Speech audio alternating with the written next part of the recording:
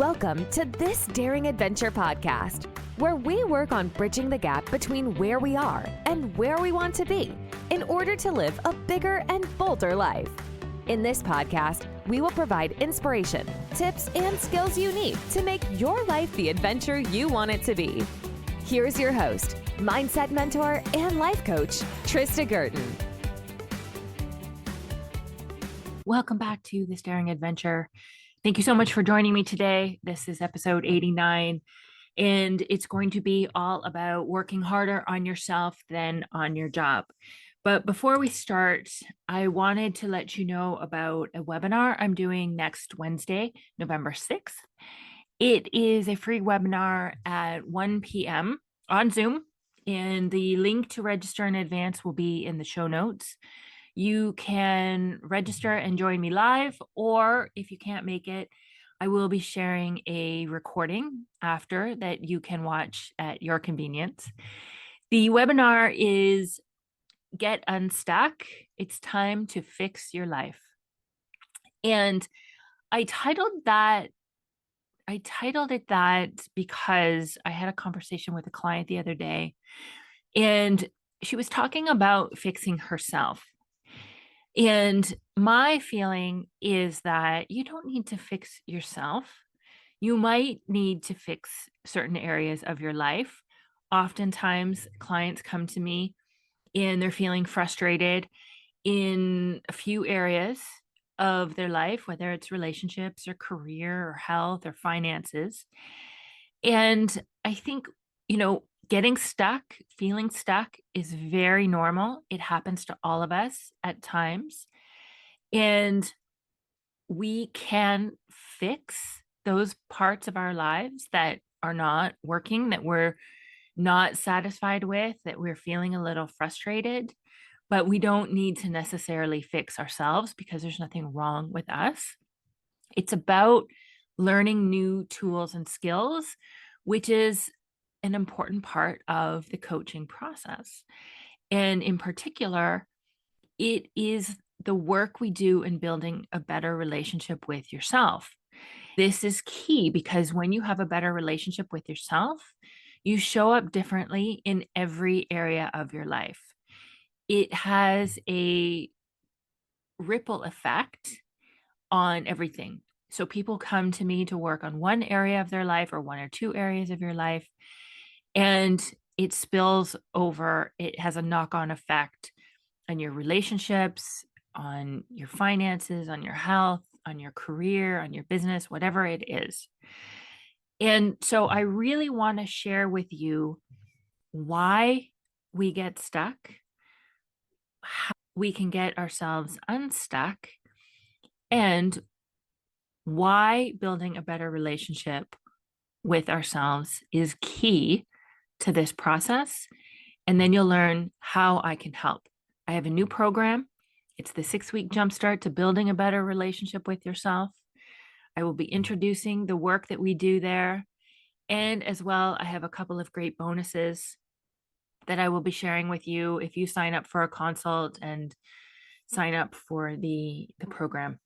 So I'm looking forward to seeing you there. All right, so let's get into the episode for the week. As I mentioned, it is working harder on ourselves than we do on our jobs. And this is something that I heard Jim Rohn say. He was a motivational speaker and author, and I watch some of his stuff on YouTube from time to time. And that quote really resonated with me. At the time I heard it, I was already doing a bit of work on myself, but it helped me to really crystallize the path that I was on because, first of all, it seemed like a confirmation that what I was doing made sense and that it really was beneficial and that I could actually do more of it and do it in a way that was a little bit more systematic and a little bit more consistent in order to reap the greatest rewards from it. And I think it really has been one of the most profound shifts that I've made.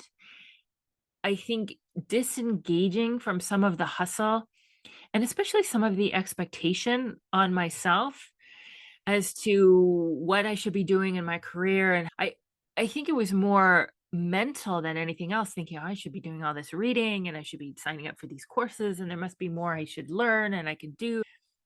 And to be honest, it never really excited me. It never really lit me up.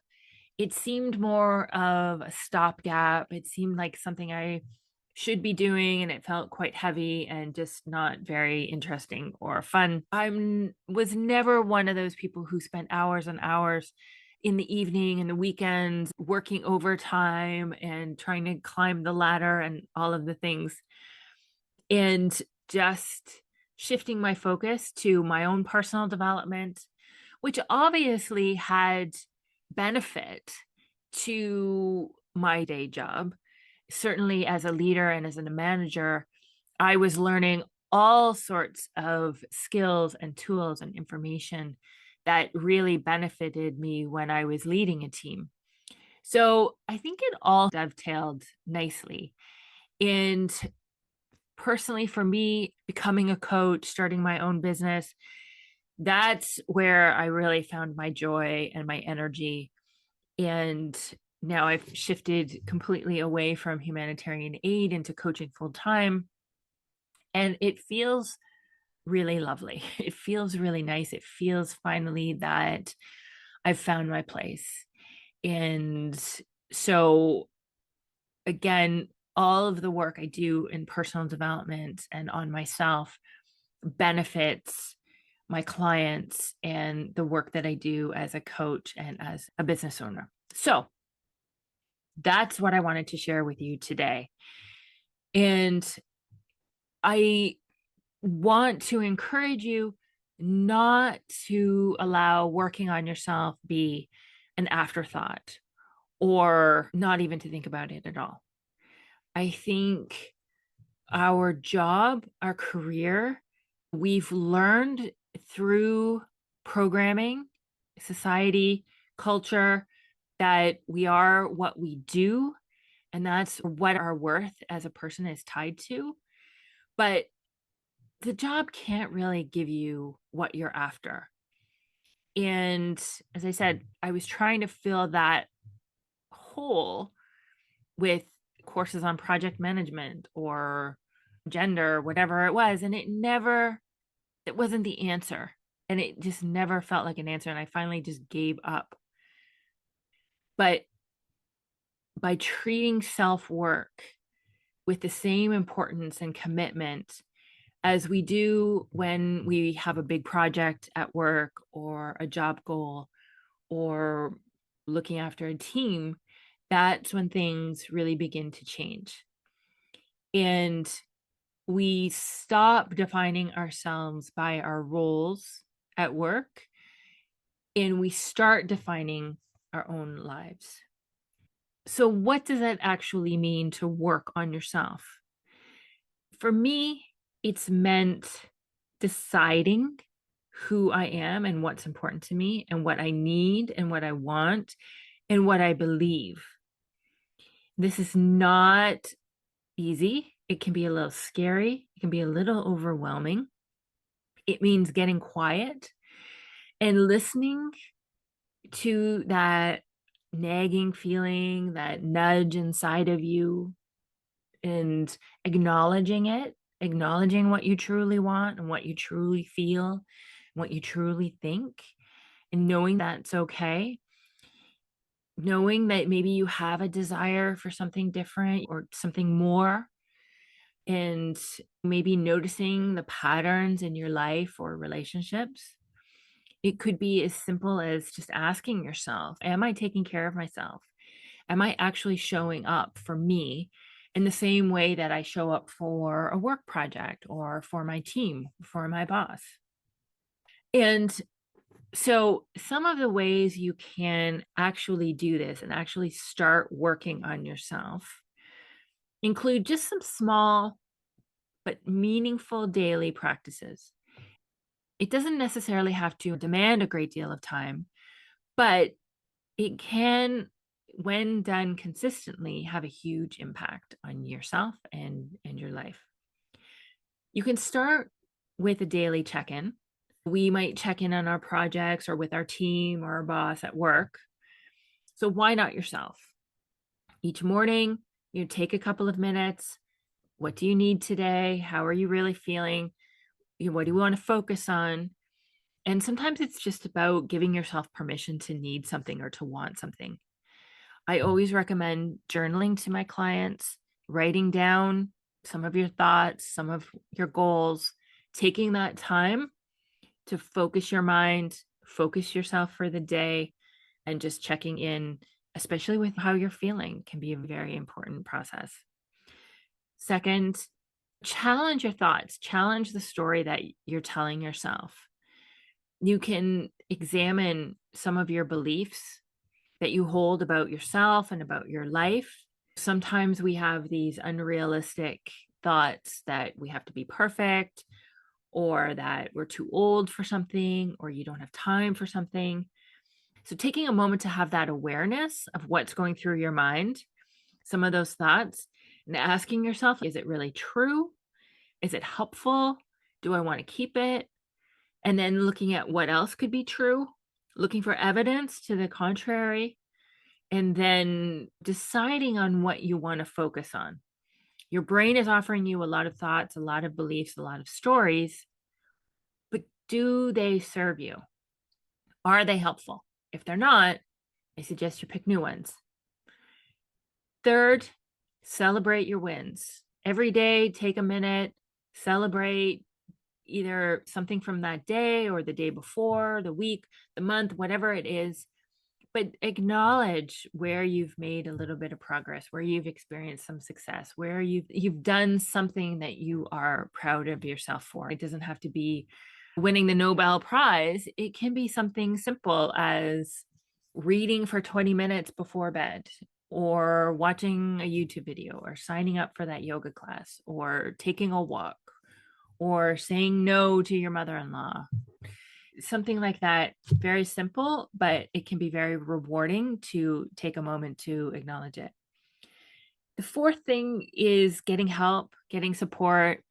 Don't hesitate to read that book, watch that YouTube video, get an accountability partner, sign up for coaching, sign up for that course, whatever it is that you think will support you in your journey, help you to learn, help you to grow.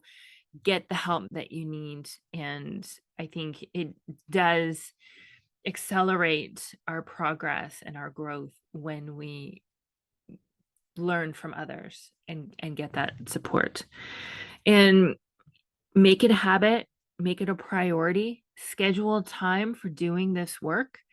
If you're taking 20 minutes before bed, or 20 minutes in the morning when you first get up, or time on the weekend, whatever it is, decide it's a priority, schedule the time, commit to it, and follow through. And try different things. Some people try meditation and find it extremely beneficial and extremely helpful. Others won't. You might try tapping, you might try yoga, you might try something else, but don't be afraid to experiment and see where you gain your greatest growth and learning and progress, and that it's fun and it gives you energy as well. That's the important thing. And if you are consistent, I like having a habit tracker. I like to get the little hit of dopamine when I check off on the day that I've done something. But I find that doing something, committing to something for 30 days is where I experience the greatest shifts and the greatest growth. And I've done that a few times this year already. And I've definitely noticed progress and a payoff and a shift when I do my work consistently. So, whatever your work will be for you, try a 30-day challenge and see if you don't experience some sort of shift by the end of it, if not before. To me, it's made a huge difference. So be consistent, show up daily, do the work. And if you do happen to miss it, you want to be persistent and start again. Start where you are, begin again. Don't beat yourself up. We have this propensity to say, okay, we missed a couple of days, so there's no point in starting now. We should wait or just give up completely. Don't do that. For some reason, our brain will offer us this thought that we may as well not do it now, or it's not worth trying, or it's too late, whatever it is. Don't give in to that. Just start where you are and begin again. The other thing I found really helpful is making an appreciation list. In the same way that you're celebrating your wins, make a short list of a couple of things that you appreciate each day.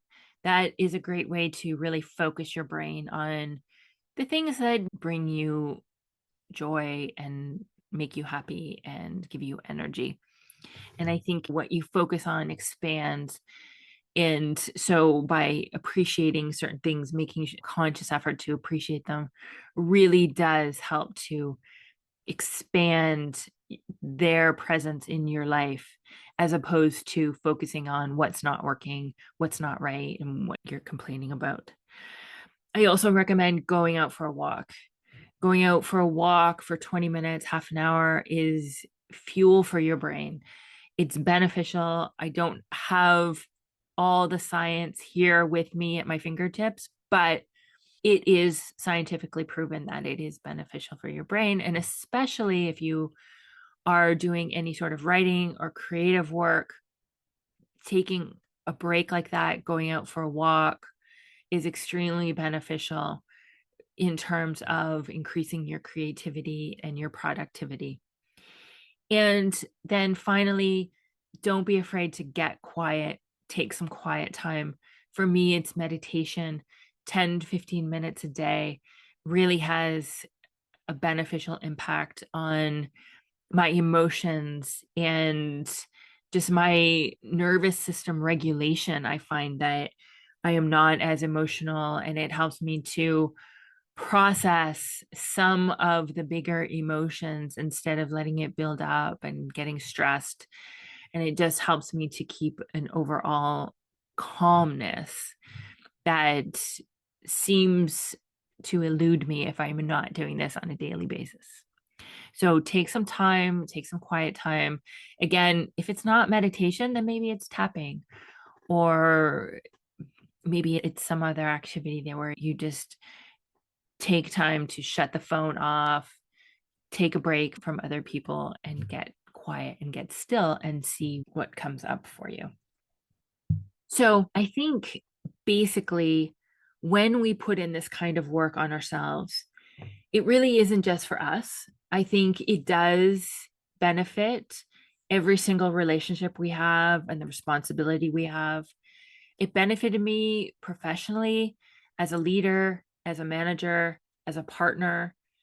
And it does help to build that overall relationship with ourselves. I think this is very much part and parcel of what I spoke about earlier in terms of getting unstuck and the new program that I have. It's a 6-week jumpstart to building a better relationship with yourself. I think it does help you to know yourself better and to respect yourself. And you will show up more authentically in each and every role and relationship in your life, not just as an employee or a worker, but as a whole person. It will allow you to be there for others without losing yourself, without giving up what you want or what you need. You stop chasing validation and looking to be fulfilled by external circumstances, by other people, by your job, by your paycheck. And you start to learn how to give that to yourself. And you find out what might be possible for you and what gives you energy. And this ripples out to everyone around you, your kids, your friends, your partners, your parents, and even your colleagues. So here's the thing: learn to put yourself on your own to do list. every single day. Work harder on yourself than on your job. And I promise you, the payoff is real. The joy, the fulfillment, the excitement, the energy, the passion is going to come from your growth. It's going to come from exploring the possibilities for yourself and for your life. It's seeing what's possible. It's setting goals. It's accepting challenges. It's imagining something bigger and bolder for yourself that you never thought was possible. This is the work that we do in coaching. This is what lights me up and excites me and what I want to share with you. So if you're interested in learning more, the link is in the show notes for the webinar. You can also sign up for a consult, a mini session with me, learn more about my program and whether coaching is right for you. And keep taking those small steps. And remember that it's worth every bit of effort that you put into yourself. Prioritize yourself and it will spill over, it will ripple into your entire life and all of your relationships. I'll see you next time on this daring adventure. Thank you for joining me. Take care and keep showing up for yourself. Bye-bye. Thank you for listening to this Daring Adventure podcast with your host, Trista Gurton. We hope you enjoyed the tips and conversations on how to get excited about life again. As always, you can head to tristagurton.com for additional resources and to book a one-on-one coaching session. You can also follow Trista on Instagram at Trista V. Gurton. Don't forget to subscribe, rate, and review us on Apple Podcasts. Thanks again for tuning in, and we'll see you next time.